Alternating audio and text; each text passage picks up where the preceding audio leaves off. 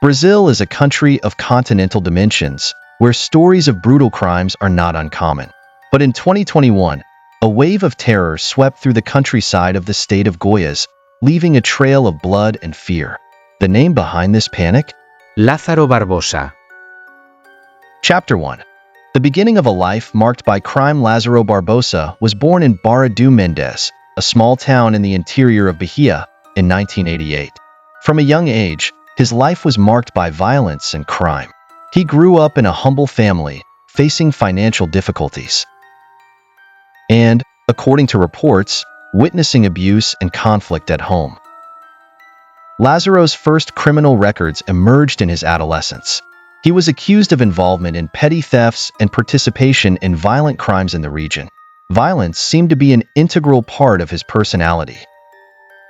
In 2007, at just 19 years old, Lazaro was arrested for the first time, accused of robbery and murder.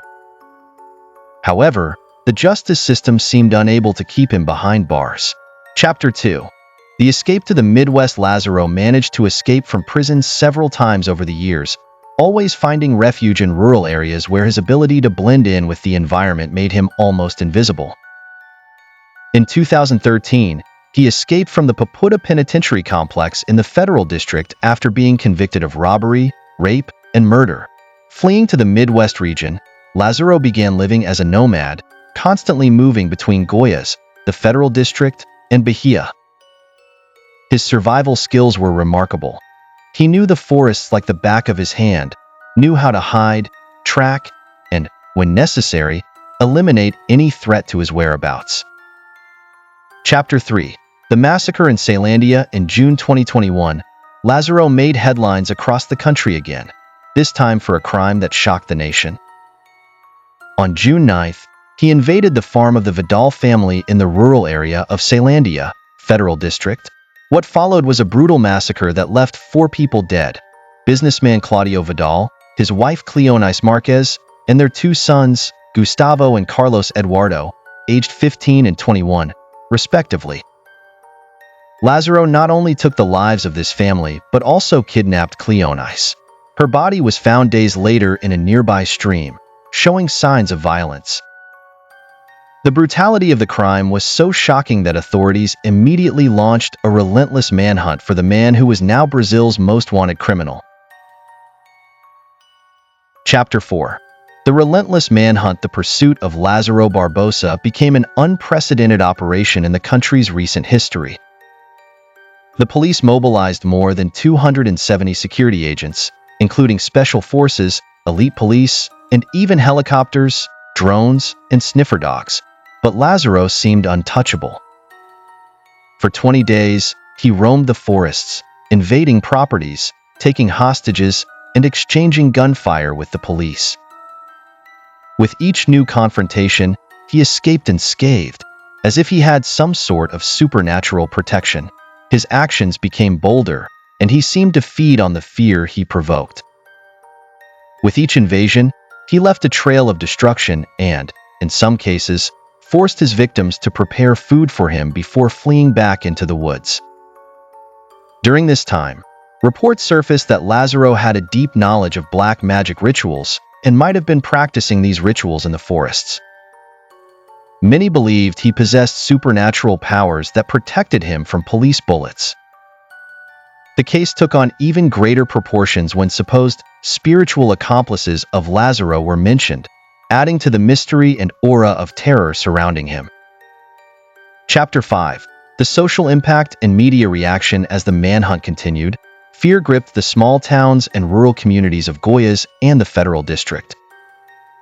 People locked their doors and avoided going out after dark.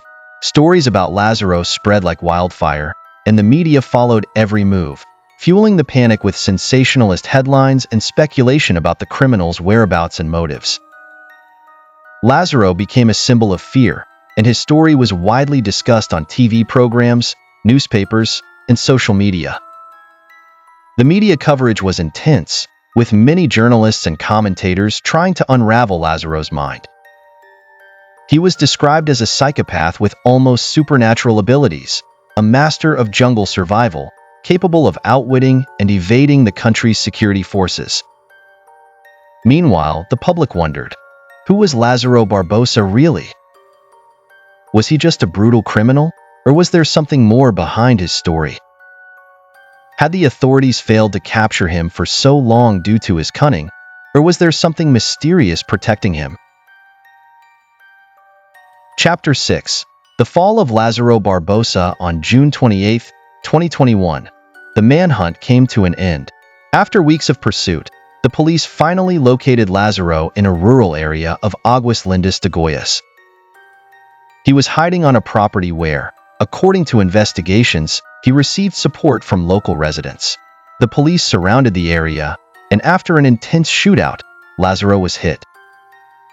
Even injured, Lázaro tried to escape once more, but his body could no longer endure. He was taken to a hospital but died on the way, thus ending the story of the man who terrorized Brazil. Chapter 7. Investigations and theories after Lázaro's death. Many questions remained unanswered to this day. Investigations revealed that he had a support network that helped him hide and evade the police. Several people were arrested on suspicion of collaborating with him, providing shelter, food, and information about police movements. But the theories did not stop there. Some believe that Lázaro was involved in black magic rituals that gave him some kind of spiritual protection. Others suggested he might have received military training or possessed advanced tactical skills. Rumors and speculations continued to feed the legend of Lázaro Barbosa, even after his death. Chapter 8.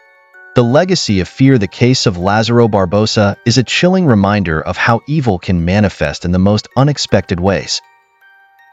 His story is not just about a brutal man, but about the impact he had on an entire region, turning people's daily lives into a real nightmare. His story, marked by extreme violence, spectacular escape, and sinister theories, continues to resonate in Brazil's collective memory. Lázaro Barbosa became more than just a name. He became a macabre legend, a real-life horror story that still sends shivers down the spines of those who remember the days of terror in Goiás.